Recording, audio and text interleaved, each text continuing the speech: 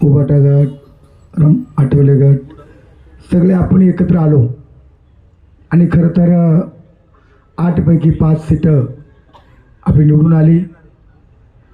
या ठिकाणी सर्वांनीच खरं तर असं तिथून पुढच्या भविष्यकाळामध्ये एकत्र राहावं आणि एकत्र आल्यानंतर काय ताकद आहे ते आपल्या जसा कावळा टाळीमध्ये सापडतो असं आपल्या भांडणामध्ये टाळीत कावळा सापडल्यानं आपली नान बंद झाली। अंकुश शेठ आणि आम्ही नेहमी संपर्कात होतो, लेंडे साहेब। खरं तर आम्ही पाशी जिल्हा परिषदचे माजी पदाधिकारी आदरणीय वेनके साहेबांना मानणारे।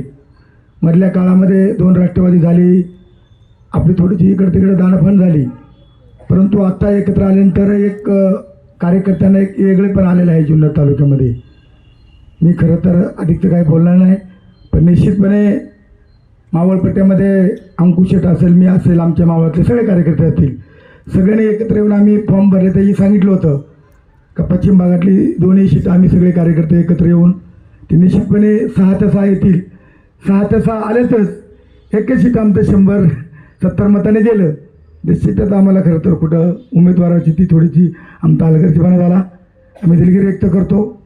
पण निश्चितपणे आता सर्वांनी ठरवलं आहे की अतुल शेठ बेनके साहेबांचं नेतृत्व आपल्याला पुढे न्यायचं आहे आणि 2029ला खरं तर आपली झालेली नुकसान सर्वांनी एकत्र येऊन भरून काढायची असं सर्वांनी निश्चित केलेलं आहे आणि ते निश्चितपणे होईलच।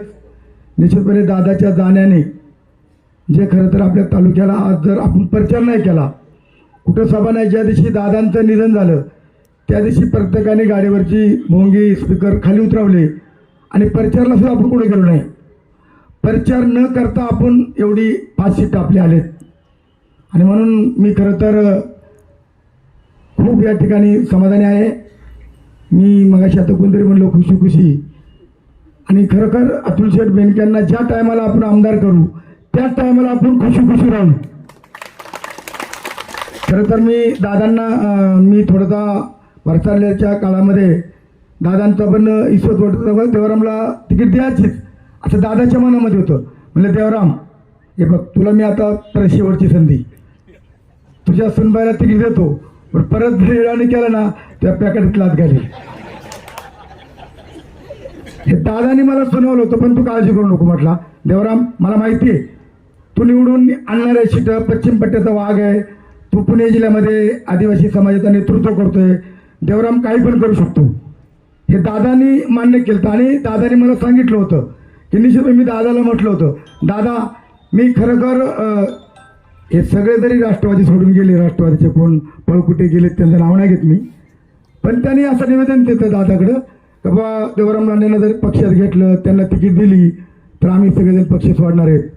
थोडं दादांना बी तसं वाटायचं कधी कधी, पण अतुल शेठ बेनके साहेबांचा विश्वास होता, दादांना पण माहीत होतं, अतुल शेठला पण माहीत होतं की देवराम हा एक लढाऊ पैलवान आहे।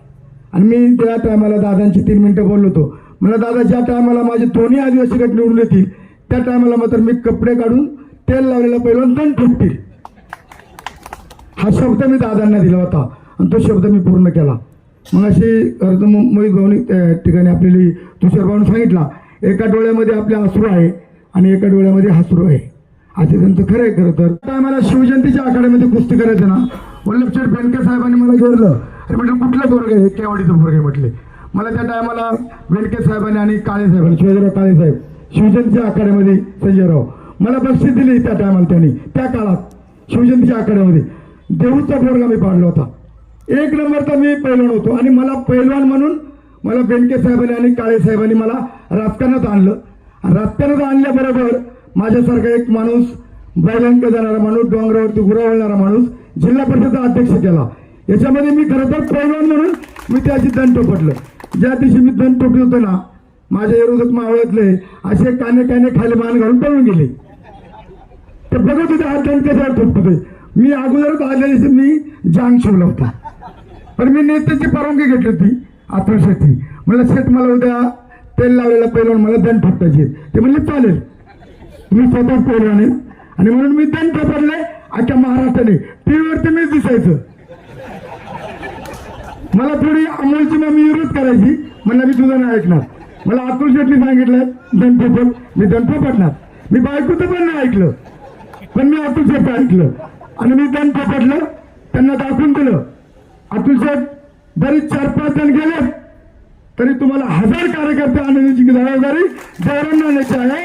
आणि या दोन्ही गटामध्ये घराघरामध्ये वाडी वस्तीमध्ये सगळ्या राष्ट्रवादी काँग्रेसचे बोर्ड लावून जे गेले ते कावले, राहिले ते मावले, अशा प्रकारचा मी अतुल शेठ बेनके साहेबांना शब्द देतो.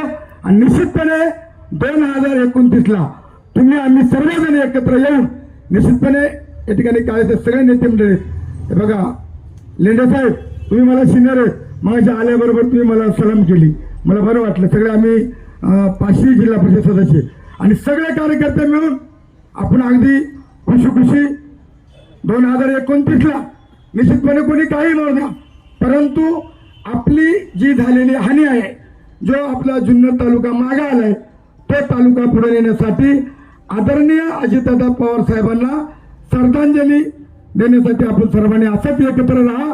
आणि येणाऱ्या काळामध्ये आपण सर्वजणांनी मैत्रीपूर्वक आदरणीय अतुल शेठ बेनके साहेबांचं नेतृत्व मानून त्यांना निश्चितपणे 2029ला आमदार करू.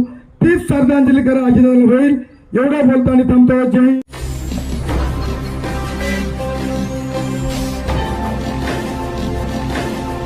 ताज्या घडामोडी आणि नवनवीन माहिती मिळवण्यासाठी समाज दर्पण या YouTube चॅनलला सबस्क्राईब करा आणि बेल आयकॉनवर क्लिक करा.